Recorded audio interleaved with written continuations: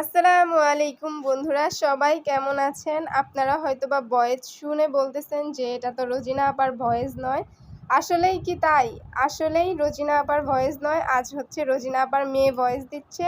আপনাদের সাথে কিছু কথা শেয়ার করতে আসছে এই বিছানার চাদরটা নিয়ে। অনেক কাহিনী আছে এই বিছানার চাদরটার পিছনে। তো আপনারা সম্পূর্ণ ভিডিও দেখবেন, তাহলে বুঝতে পারবেন যে কি কাহিনী আছে। সবাই একটু ধৈর্য ধরে ভিডিওটা দেখবেন। আসল কথায় মূল কথায় আসি।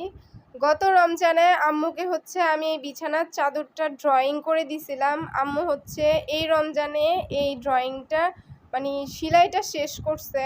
তো হচ্ছে আস্তে আস্তে করে এক সপ্তাহের ভিতরে মনে হয় 2 দিনও বসে নাই, এর জন্য পুরো একটা বছর লাগাই কাজটা করছে। যাই হোক, কীরকম হয়েছে এটা জানাবেন। আর হচ্ছে খুশি করার জন্য নয়, সত্যটা বলবেন কমেন্ট করে যে কীরকম হয়েছে। আর হচ্ছে এই তো বালিশটা দেখাই আপনাদেরকে, আমার নাম দিয়ে বালিশটা করছে। দেখতেই পারতেছেন আমার বালিশের মধ্যে আমার নাম দিয়ে একটা ছন্দ লিখছে আর কি। এই তো দেখতেই পারতেছেন কত নিখুঁতভাবে কাজগুলো করছে আমার আম্মু। এর জন্য অনেক সময় লাগছে, অনেক সুন্দর করে ফুলগুলো তুলছে আর কি। বিছানা চাদরের মধ্যে কেমন হয়েছে এটা কমেন্ট করে একটু জানাবেন। আর ড্রয়িংটা কেমন হয়েছে এটাও একটু জানাবেন। মানুষ সারাদিন শেষে পরিশ্রম করে এসে একটু শান্তি খুঁজে, সেই শান্তির জায়গাটাই হচ্ছে বিছানা। তো আম্মু হচ্ছে আম্মুর শান্তির জন্য সারাদিন পরিশ্রম করে এসে একটু শান্তির জন্য এত সুন্দর করে বিছানার চাদরটা করছে। তো আম্মুর শান্তি এখানেই। আম্মু বলতেছে যে কত সুন্দর করে করছি, তো আমার বন্ধুদের সাথে একটু শেয়ার কর তুই। আজকে আমি হচ্ছে একটু ব্যস্ত, তাহলে তুই ভিডিওটা শ্যুট কর।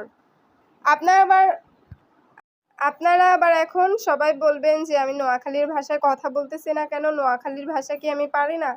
আসলে হচ্ছে আপনাদের সাথে যদি নোয়াখালীর ভাষায় কথা বলি তাহলে হচ্ছে অনেকে কমেন্ট বক্সে এসে বলে যে আপু আপনার কথা বোঝা যাচ্ছে না, কি বলতেছেন কিছু বুঝতে পারতেছি না। এর জন্য আজকে একদম আমাদের ঢাকার আঞ্চলিক শুদ্ধ ভাষায় কথা বলতেছি।